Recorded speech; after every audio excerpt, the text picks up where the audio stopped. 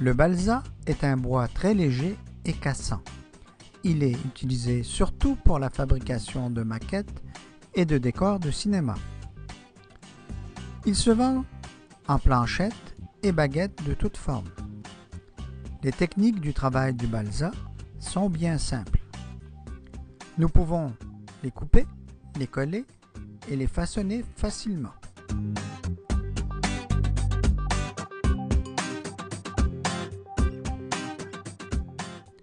Le balsa peut être coupé à l'aide d'un couteau utilitaire par passes successives et ce sans forcer.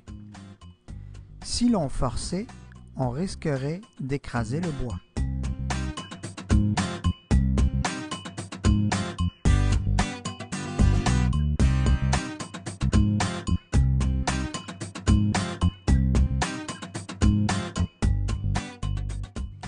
Nous pouvons également utiliser une petite scie à araser ou une scie à métaux en prenant soin de placer la pièce à couper sur un bloc de bois.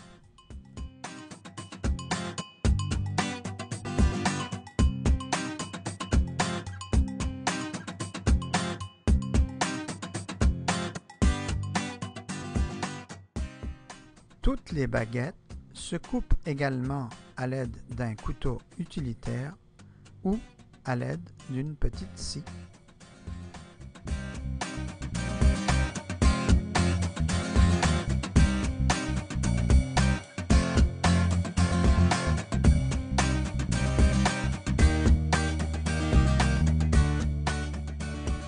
Lorsqu'on coupe une feuille mince dans le sens transversal du fil du bois, le secret est encore de réaliser la coupe en plusieurs passes.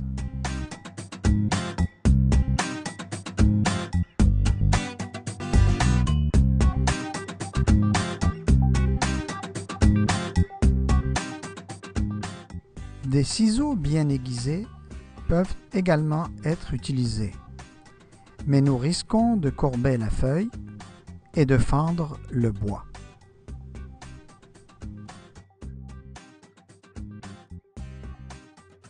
La coupe dans le sens du fil du bois se réalise en une passe. Si l'on courbe une feuille de balsa, on réalise qu'elle peut se casser facilement.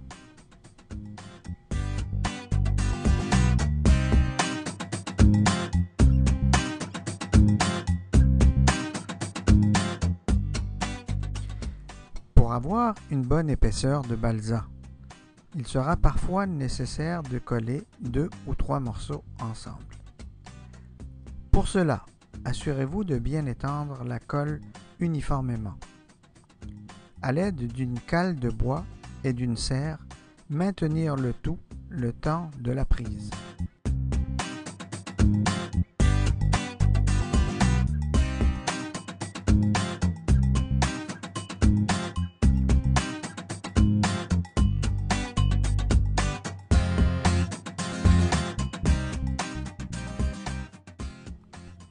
Nous pouvons également effectuer cette opération dans un étau de menuisier.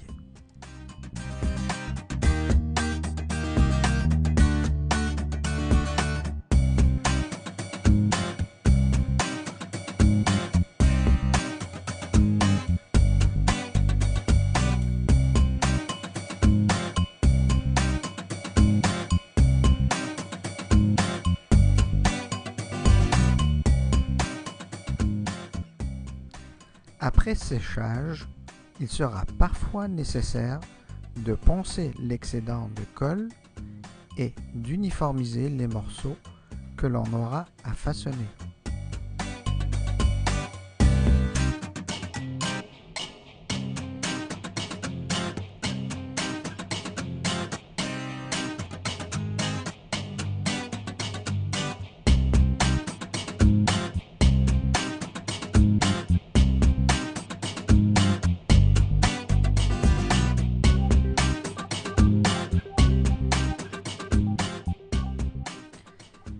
Fixez un axe sur une pièce de balsa.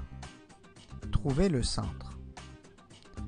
Placez la pièce dans un étau de perceuse et après avoir réglé la profondeur, percez le trou désiré.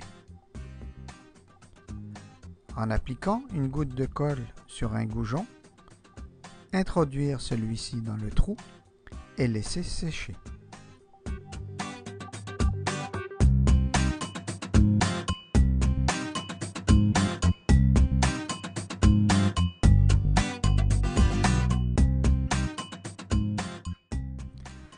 Un des gros avantages à utiliser le balsa est sa facilité à être façonné. Il nous permet de réaliser des formes assez complexes dans un court laps de temps. Et si l'on fait une erreur, il n'est pas long de reprendre toute la pièce. Une planche recouverte de papier de verre peut très bien faire l'affaire, ou tout simplement des feuilles de papier sablé de divers grades. Nous pouvons également utiliser diverses sortes de limes.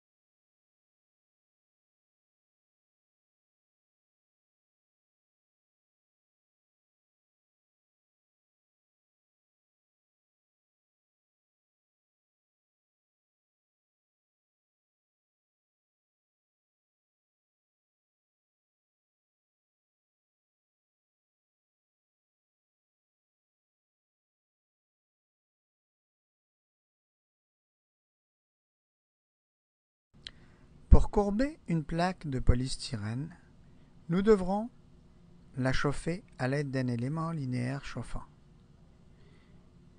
Une fois ramollie, on la placera sur un tube de PVC maintenu dans un étau. Et à l'aide d'une portion de tube coupé de diamètre supérieur au premier, nous presserons pour former la pièce.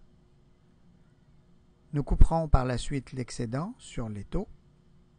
La finition se fera à l'aide de la lime ou de papier de verre.